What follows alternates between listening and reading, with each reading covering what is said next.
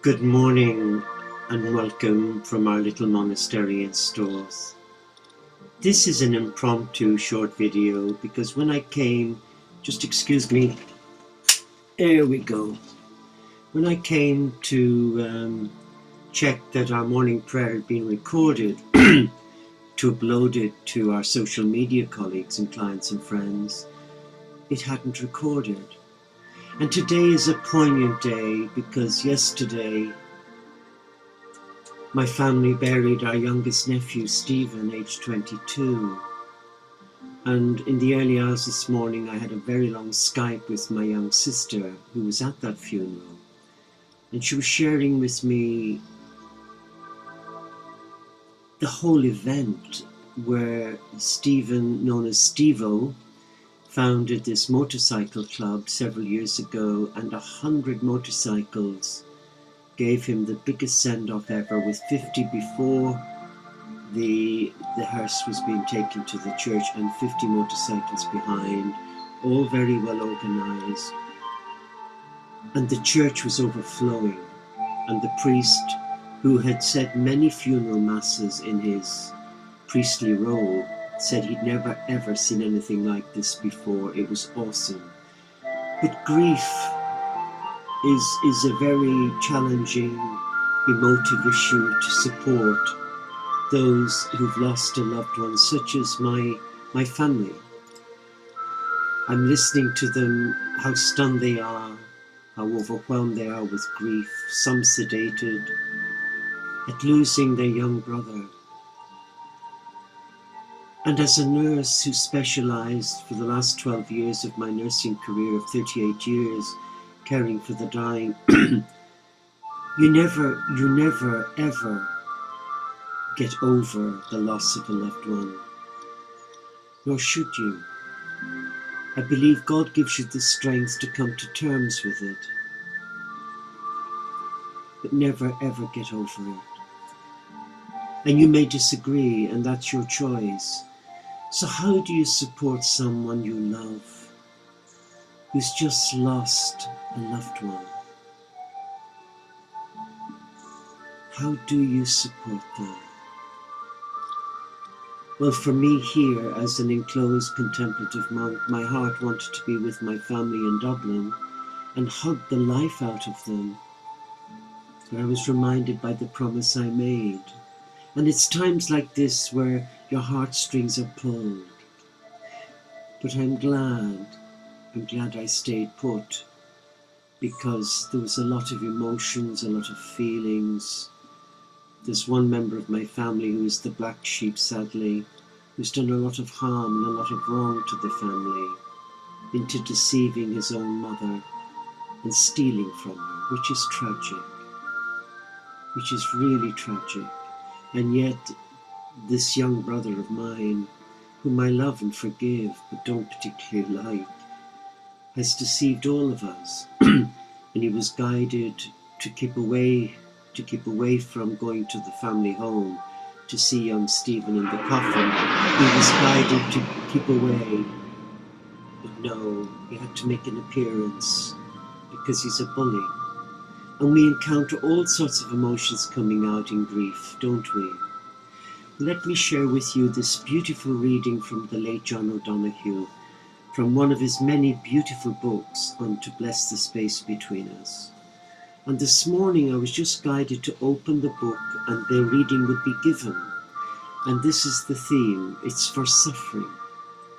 May you be blessed in the holy names of those who, without you knowing it, help to carry and lighten your pain. May you know serenity when you are called to enter the house of suffering. May a window of light always surprise you. May you be granted the wisdom to avoid false resistance. And when suffering knocks on the door of your life, may you glimpse its eternal gifts. May you be able to receive the fruits of suffering. May memory bless and protect you with the hard-earned light of past travail.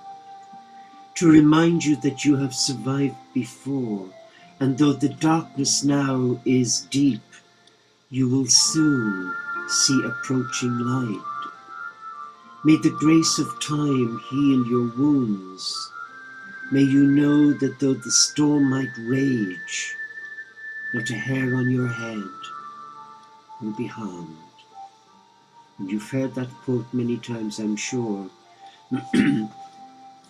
But the one beautiful thing is that as a Christian, our faith is our bedrock, it's our foundation into trusting in a loving God. I feel so sorry for those who have no faith, especially in times of grief.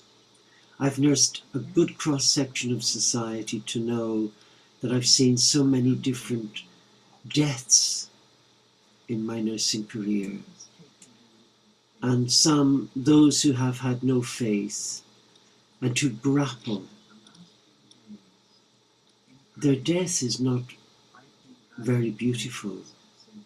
There's a lot of anger. There's a lot of sadness.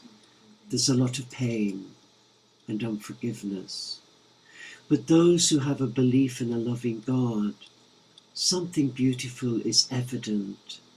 The smile, that inner acceptance, and their trust.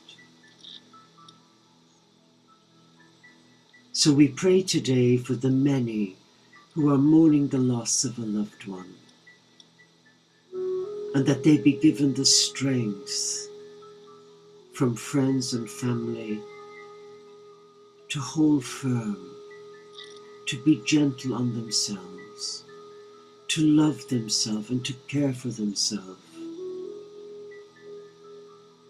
But it doesn't always work that way, does it? And the grieving process, it's like a washing machine on a fast spin. All the emotions are everywhere. And sometimes people can say the most cruel things from their deep pain. But what does Jesus say? We read a beautiful message from Jesus this morning, and I don't think I'll be able to replicate it, but I'm going to open this lovely little book of messages from Jesus. Keep walking with me along the path I have chosen for you.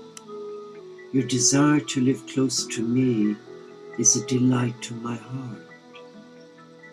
I could instantly grant you the spiritual riches you desire, but that would not be my way for you.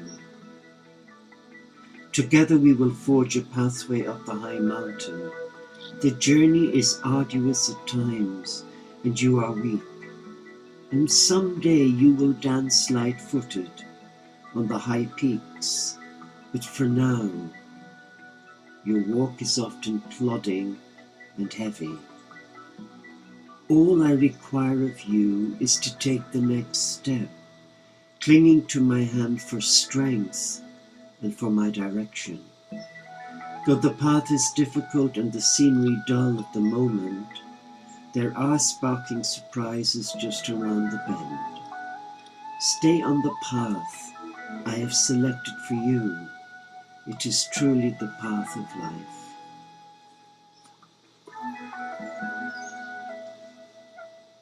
As you look at the day before you, you see a twisted, complicated path with branches going off in all directions. You wonder how you can possibly find your way through the maze. Then you remember the one who is with you always, holding you by the right hand. You recall the promise to guide you with my counsel, and you begin to relax. As you look again at the path ahead, you notice that a peaceful fog has settled over it, obscuring your view.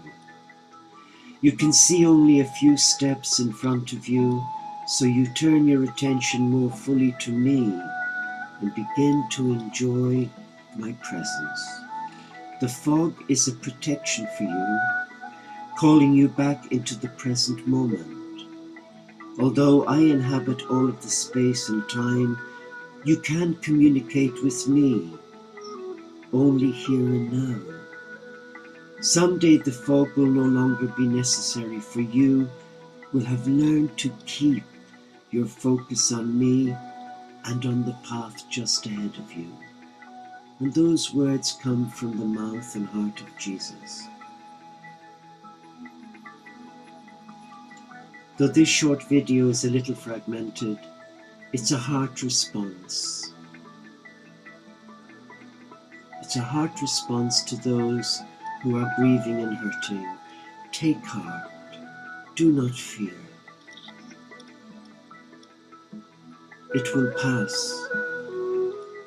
And I know it may be no comfort to say to you that your son, daughter, brother, sister, mum or dad are with the Lord. Often people don't want to hear that because they're locked in their grief. So we bless the grief.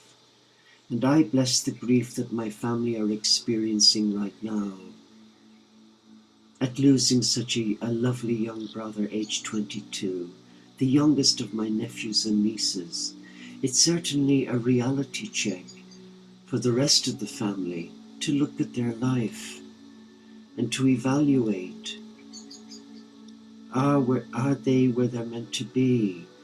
Are there improvements that they could make? Death does have a profound impact on each one of us. And I know when I've lost some of my pets, I've been completely, I tell you, I can't even find the words to share. I've been bereft, inconsolable, deeply, deeply, deeply traumatized at the loss of losing a little pet. So let us take heart now. And if there is someone you know who has lost somebody, go to them, give them a hug. Let them know you're there. Often we don't know what to say, but a hug is the best medicine available. Give them a hug and let them know you care for them and that your love is there for them 24/7.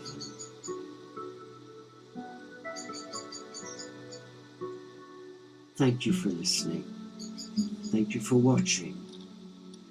And I send my love to you, wherever you may be in the world. And I pray that your faith is strong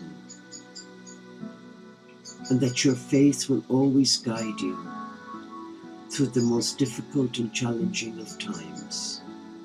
But remember, Jesus went before us, and he went through all that we're going through when he lived as man among us. So let us take heart. Let us not stay locked in that mindset of grief, but allow some light to come in and be gentle on ourselves. God bless you, and thank you for listening.